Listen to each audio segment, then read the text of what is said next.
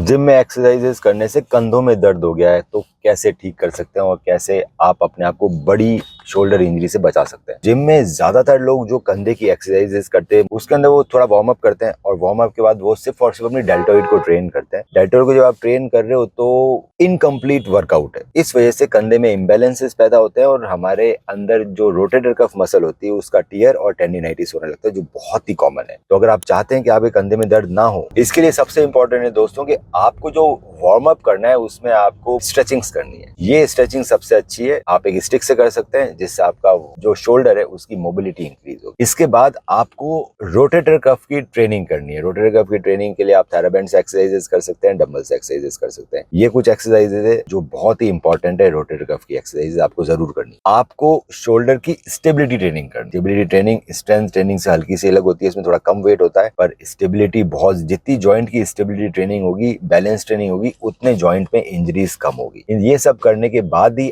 आप अपनी डेल्टोइड को हिट करेंगे और डेल्टोइड के अंदर आपको सारे डेल्टोइड के फाइबर्स को इंक्लूड करना है। ये एक्सरसाइज आप कर सकते हैं डेल्टोइड। अपर बैक को भूलना नहीं है, शोल्डर के साथ साथ स्कैपुला भी पीछे जुड़ा हुआ रहता है, तो स्कैपुलर स्टेबलाइजेशन एक्सरसाइजेस बहुत जरूरी है। अगर आप ये नहीं करेंगे तो ज्यादा शोल्डर एक्सरसाइज करने से आपके हंच बैक हो जाएगा, कंधे झुक जाएंगे और उसमें टियर हो सकता है। इसको लाइटली मत लीजिए। अगर आप ये सब नहीं कर रहे तो डेफिनेटली रोटेटर कफ या सुप्रास्पाइनस में टियर हो सकता है, जो आपको सर्जरी की तरफ ले आ सकता है। अगर आपके ऑलरेडी टियर हो गया है, पार्शियल टियर है, उसके अंदर एमआरआई करानी पड़ती है। एमआरआई के अंदर अगर बर्सल या इंटरस्टिशियल टियर है तो बिना सर्जरी के ठीक हो सकता है। अगर आपके आर्टिकुलर सरफेस टियर आ गया है, कंप्लीट टियर हो गया सुप्रास्पाइनस का, तो उसमें सर्जरी करनी ही पड़ती है। बिना सर्जरी के ठीक करने के लिए हम आप ही के ब्लड से ग्रोथ फैक्टर एक्सट्रैक्ट करते हैं, उसको हम शोल्डर में इंजेक्ट करते हैं 3 बार, फर्स्ट डे, 7th डे और 14th डे, और साथ में ये सारी एक्सरसाइजेस कराते हैं। अगर आप एक्सरसाइजेस नहीं करेंगे तो आपको कोई रिजल्ट नहीं आने वाला। सो इंजेक्शन वहीं लगाना है जहां पे अच्छा स्पोर्ट्स रिहैब सेंटर हो। विदाउट रिहेबिलिटेशन आपको सारे इंजेक्शन फेल हो जाएंगे। आप अपनी एमआरआई मुझे भेज सकते हैं। आपके अगर शोल्डर दर्द है तो आप मुझे अपनी कंप्लेंट भेज सकते हैं और उसको देखते हुए बताएंगे सबसे अच्छा इलाज क्या रहेगा।